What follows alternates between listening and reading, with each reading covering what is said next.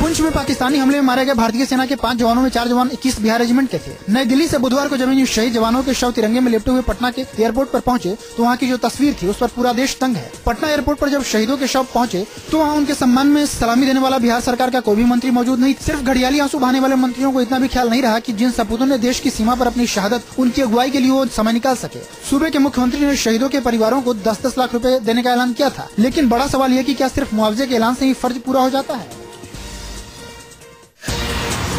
जम्मू कश्मीर के पुंछ सेक्टर में पाक हमले में शहीद हुए जवानों का पार्थिव शरीर पटना पहुंच गया है। शहीद होने वाले 5 जवानों में 4 बिहार के ही हैं, जबकि 1 महाराष्ट्र के हैं। पाक हमले में शहीद होने वाले बिहार के 4 जवानों में नायक प्रेमनाथ छपरा से, लांस नायक शंभू सरन भोजपुर से, सिपाही विजय कुमार राय पटना से और सिपाही रघुनंदन छपरा के थे। इन सभी का पार्थिव शरीर एयरफोर्स के विशेष विमान से पटना लाया गया, जहाँ 22 सैनिकों की शहादत पर जहाँ उनका परिवार गर्व महसूस कर रहा है, वहीं अपने लाल के खोने का गम भी उन्हें काफी सता रहा है। शहीद हुए सैनिकों के परिवार में परिजनों का रो रो कर बुरा हाल है। पाक हमले में शहीद हुए वीर जाबाजों का पार्थिव शरीर उनके प्रदेश पहुंच गए हैं। हमले में शहीद हुए 5 जवानों में से 4 जवान बिहार के थे, जबकि 1 महाराष्ट्र के थे। 4 जवानों का पार्थिव शरीर बीती रात पटना पहुंचा। वहीं महाराष्ट्र के नायक मानिक कुंडलिक का पार्थिव शरीर पुणे पहुंच गया है। मानिक 14 मराठा लाइन में तैनात है। शहीदों के परिवार में मातम पसरा हुआ है। परिवार ने रोते बिलखते पाक से अपने आंसुओं का हिसाब मांगा है। परिजनों ने सरकार से पाक के खिलाफ कड़ी कार्रवाई करने की मांग की है। जम्मू कश्मीर के पुंछ में पाक हमले में शहीद हुए बिहार के 4 जवानों में से एक विजय राय की पत्नी ने राज्य सरकार के दिए गए 10 लाख रुपए के मुआवजे को ठुकरा दिया है। शहीद की पत्नी ने मुआवजा ठुकराते हुए पाकिस्तान के खिलाफ सैनिक कार्रवाई की मांग की है। पटना के बेटा में गम में डूबे शहीद विजय की पत्नी ने कहा कि क्या 10 लाख रुपए उनके पति को वापस ला सकते हैं। शहीद की पत्नी ने कहा कि उन्हें मुआवजा नहीं चाहिए, बल्कि पाकिस्तान के खिलाफ कड़ी सैनिक कार्रवाई चाहिए। पुष्पा का कहना है कि कब तक हम पाकिस्तानी हमले को झेलते रहेंगे। वहीं सारण जिले के शहीद लांस नायक प्रेमनाथ सिंह के गाँव के लोगों ने भी केंद्र से पाकिस्तान पर कार्रवाई करने की मांग की है।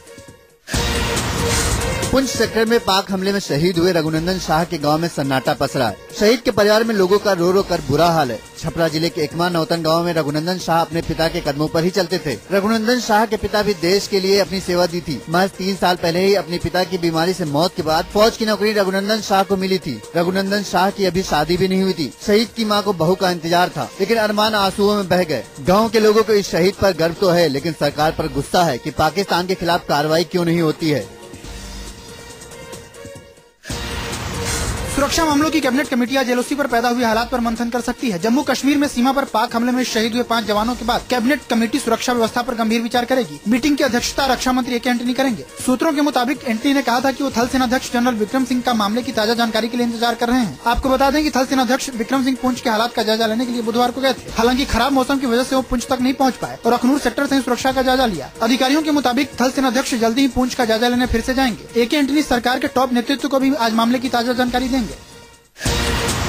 देश में तेजी से उभरती मोबाइल कंपनी माइक्रोमैक्स के मालिक को घूस देने के आरोप में गिरफ्तार किया गया है। सीबीआई ने उत्तरी दिल्ली के एक मैरिज हॉल को बनाने की मंजूरी देने के एवज में दिल्ली नगर निगम के इंजीनियर को 30 लाख रुपए की रिश्वत देने के आरोप में माइक्रोमैक्स के मालिक राजेश अग्रवाल और मनीष तुली को गिरफ्तार किया है। दोनों वजीरपुर में मैरिज हॉल बनाना चाहते थे, लेकिन इसे मंजूरी देने के एवज में एमसीडी अधिकारियों ने 30 लाख रुपए की रिश्वत मांगी थी। इन अधिकारियों में से एक सुपरिटेंडेंट इंजीनियर और दूसरा एग्जीक्यूटिव इंजीनियर है। इन चारों को सीबीआई ने रंगे हाथों गिरफ्तार किया है।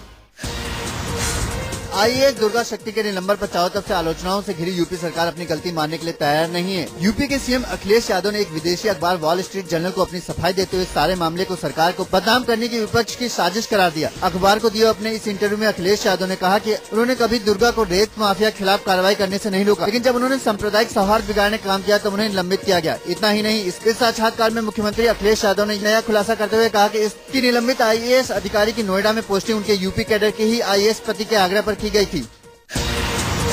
गुजरात के लोकायुक्त नियुक्त हुए पूर्व न्यायाधीश आर्य मेहता ने पद को ठुकरा दिया है। मेहता का कहना है कि विवादों की वजह से भ्रष्टाचार रोकने वाली संस्था की छवि को ठेस पहुंची है और सरकार की इच्छा से विरुद्ध हुई नियुक्ति को सरकार की मदद नहीं मिल सकती। वहीं गुजरात सरकार ने कहा है कि सुप्रीम कोर्ट से पुनर्विचार याचिका खारिज होने के बाद उसने जस्टिस मेहता की नियुक्ति के लिए सभी प्रयास किए थे, लेकिन वो कार्यभार नहीं संभालने का मन बना चुके थे। मौजूदा हालात के लिए कांग्रेस ने मुख्यमंत्री नरेंद्र मोदी को जिम्मेदार ठहराया है। साथ ही आज से राज्य में भ्रष्टाचार मुक्त गुजरात आंदोलन शुरू करने का भी ऐलान किया है।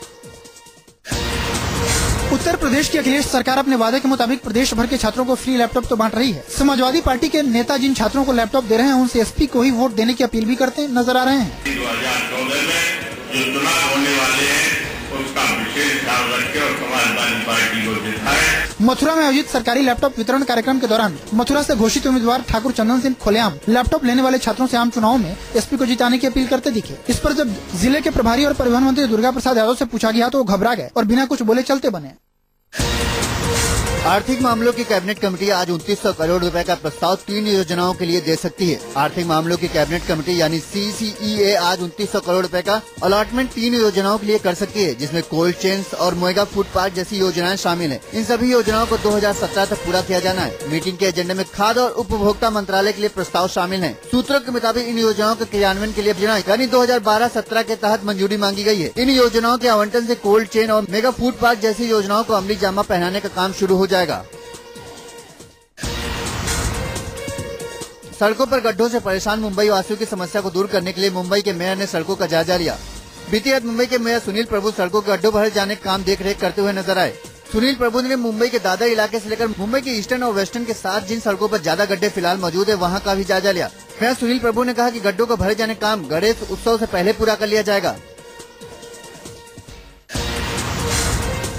दिल्ली में एक बार फिर रफ्तार का कहर दिखाया। दिल्ली के शाहदरा फ्लाईओवर पर तेज रफ्तार जीप ने संतुलन खो दिया और एक कार से टकरा गई। कार को टक्कर मारने के बाद जीप ने डिवाइडर को भी तोड़ दिया। हालांकि गनीमत यह रही कि जीप फ्लाईओवर से नीचे गिरने से बच गई। चश्मदीदियों के मुताबिक तेज रफ्तार जीप में 19 लोग सवार थे जो सुल्तानपुरी से बिजनौर जा रहे थे। जैसे ही जीप शाहदरा फ्लाईओवर पहुंची तभी ये हादसा हो गया। हादसे के बाद लोग जीप में फंस गए, जिन्हें वहां से गुजर रहे लोगों ने किसी तरह से बाहर निकाला। सड़क हादसे में 4 से ज्यादा लोग घायल हुए, जिनमें एक शख्स की हालत गंभीर है। दिल्ली के दिलशाद गार्डन इलाके में करंट लगने से तीसरी क्लास के एक छात्र की मौत हो गई। 7 साल के छात्र शिवम दुकान से सामान लेकर जा रहा था, तभी दुकान के पास लगे टीन शेल्टर के लोहे के पोल से उसका हाथ छू गया। पोल में करंट दौड़ रहा था, जिसकी वजह से उसकी मौके पर ही मौत गई। हादसे के बाद परिवार में मातम पसरा है। 4 दिन बाद ही शिवम का जन्मदिन भी था। कांग्रेस कार्यकर्ताओं ने भोपाल में व्यावसायिक परीक्षा मंडल के दफ्तर के सामने भारी हंगामा किया। भोपाल में PMT परीक्षा में हुए फर्जीवाड़े को लेकर कांग्रेस कार्यकर्ताओं ने हंगामा किया। कांग्रेस का आरोप है कि सरकार की देखरेख में ही परीक्षाओं में धांधली हो रही थी। दफ्तर के बाहर भारी पुलिस बल तैनात था। पुलिस के साथ भी कांग्रेस कार्यकर्ताओं की नोकझोंक हुई। दरअसल पिछले दिनों PMT परीक्षा में बड़ा घोटाला सामने आया था। इसमें करोड़ों रुपए का लेन देन करके ढेरों लोगों को फर्जी तरीके से एडमिशन दिलाने का पुलिस ने खुलासा किया था। गाजियाबाद के लोनी में 2 परिवारों में मातम पसरा हुआ है। एक विवाद ने इन दोनों परिवारों के चिरागों को बुझा दिया। दरअसल पड़ोस में ही रहने वाले सतीश और सुशील दोनों ही प्रॉपर्टी डीलर का काम करते थे। सतीश के घर में रहने वाली एक लड़की के साथ सुशील ने छेड़छाड़ कर दी। जब लड़की ने घर आकर इस बारे में बताया तो सतीश गुस्से में आग बबूला हो उठा और सुशील के घर पहुंच गया, जहां बताया जाता है कि दोनों के बीच काफी कहासुनी हुई, जिसके बाद तैश में आकर सुशील ने सतीश पर गोली चला दी, जिससे सतीश की मौत हो गई। झगड़े के दौरान हुई हाथापाई में सुशील भी तेजधार हथियार का शिकार हो गया, जिस वजह से उसकी भी मौत हो गई। पुलिस पूरे मामले की तफ्तीश में जुट गई है। गुजरात क्राइम ब्रांच ने एक ऐसी बबली बदमाश को गिरफ्तार किया है जिसने गुजरात के बाहर कई राज्यों में सोने के शोरूम में चोरी की वारदात को अंजाम दिया है। ये खास तौर पर हीरे के हार और सोने के नेकलेस को उड़ा ले जाती थी। बबली बदमाश ने 3 राज्यों की पुलिस के नाक में दम कर रखा था। गुजरात के अलावा कलकत्ता, हैदराबाद और पंजाब पुलिस भी इसकी सरगर्मी से तलाश कर रही थी। पूनम कोजेकर और उसका भाई विनोद परमार, ये दोनों भाई बहन गुजरात के बाहर के राज्यों में मेट्रो सिटी में बड़े बड़े ज्वेलर्स के शोरूम में जाते थे और लाखों के नेकलेस और जवाहरात बड़े ही शातिराना ढंग से उड़ा ले जाते थे। पुलिस ने आरोपी पूनम को गिरफ्तार कर लिया है, जबकि उसका भाई अभी भी पुलिस की गिरफ्त से बाहर है। भोपाल में एक इंजीनियरिंग की छात्रा को कुछ सीनियर छात्रों ने इस कदर प्रताड़ित किया कि इंजीनियर बनने वाली छात्रा ने अपनी जान ही दे दी। भोपाल के एक इंजीनियरिंग कॉलेज की 3rd ईयर की छात्रा ने फांसी लगाकर अपनी जान दे दी। लड़की के परिजनों का आरोप है कि छात्रा को उसके सीनियर पिछले 2 सालों से प्रताड़ित कर रहे थे, जिसकी वजह से छात्रा ने फांसी लगा ली। परिजनों का कहना है कि छात्रा के सीनियरों के बर्ताव की शिकायत कॉलेज के प्रिंसिपल से भी की गई थी, जिसके बाद दबंग सीनियरों ने उसके ऊपर तेजाब फेंकने की धमकी दी थी। जांच में जुटी पुलिस को मौका वारदात से सुसाइड नोट भी मिला है, जिसमें प्रताड़ना का जिक्र है। बहरहाल पुलिस ने मामला दर्ज कर आगे की तफ्तीश शुरू कर दी है।